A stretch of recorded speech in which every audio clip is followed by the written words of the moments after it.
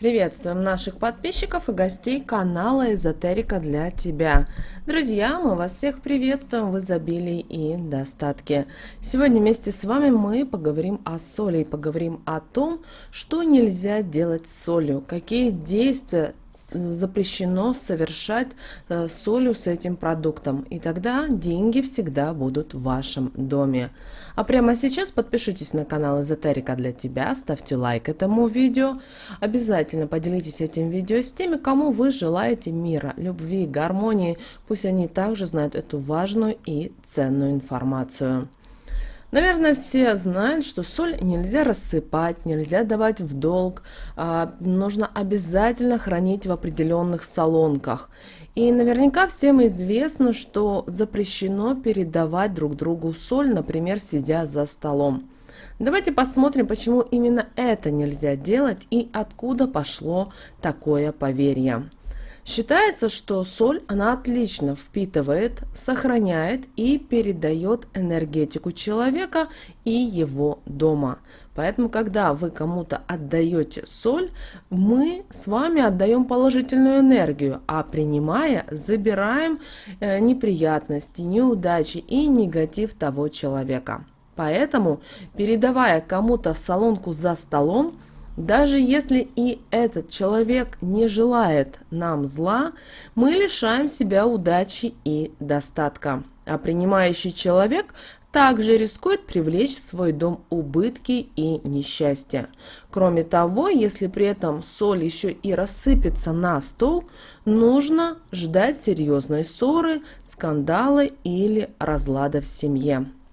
Но тогда возникает вопрос, а как же быть, если вас за столом попросили передать солонку с солью? Разумеется, во время обеда или ужина может же возникнуть такая ситуация, когда действительно необходимо подать другому человеку солонку, а просить его самого встать и взять ее – это как бы невежливо. И в этом случае можно взять солонку и поставить ее на стол рядом с этим человеком, который вас попросил солонку с солью, не передавая из рук в руки. И в таких случаях эта дурная примета не действует и несчастий можно не опасаться. При этом мысленно вы должны сказать следующую фразу: «Забирай и назад не возвращай, что мое, то при мне осталось». И если человек отдаст солонку обратно, брать в солонку в руки также нельзя. Запомните, это простое правило. Конечно же, соль можно и рассыпать на стол за обедом или за ужином, просто передавая солонку друг другу. Но нужно сделать это искренне, улыбаясь, просто погасить таким образом негатив. Если вдруг сама по себе треснула солонка, которая стояла у вас на столе, то готовьтесь к неожиданным неприятностям, к ссоре с соседом, другом или подругой. А знаете о том, что прикасаться руками к просыпанной соли ни в коем случае нельзя. Нужно взять тряпочку, намочить ее чистой водой и вытереть соль со стола. Тряпочку следует тщательно прополоскать под проточной водой, а затем выбросить. Если соль рассыпалась у вас на пол, то это говорит о том, что с человеком в скором времени к вам придет и у вас будет ссора. Поэтому будьте готовы к этому. И обязательно проявляйте к нему как можно доброжелательности и дружелюбия к этому человеку, который в скором времени должен к вам прийти, и ссоры, возможно, даже удастся избежать. Помните о том, что соль с пола, так же как и соль со стола, руками трогать нельзя. Ее нельзя сметать с пола и веником. Опять же, берем тряпочку, наливаем воды и тщательно вымываем пол. Тряпочку следует выполоскать и выбросить, а воду вылить в канализацию. Если рассыпается соль около порога, то это означает, что неприятности вас могут ожидать и вне дома. Если соль рассыпал ребенок, то есть риск того, что ссоры не избежать. И это ссора достаточно велика. Что же делать, если у вас просыпается соль? Первым способом избежать неприятностей будет рисование на просыпанной соли креста мизинцем правой руки. Некоторые предлагают бросить через левое плечо чуть-чуть соли, а также 3 раза плюнуть через него. Делать это нужно именно обязательно с улыбкой, со смехом, для того, чтобы отпугнуть нечистую силу, которая сидит у вас на левом плече. Еще один способ избежать неприятностей – нужно насыпать сахар на просыпавшиеся крупинки соли. Можно положить на соль кусковой сахар, а через некоторое время вытереть тряпочкой и опять же выбросить.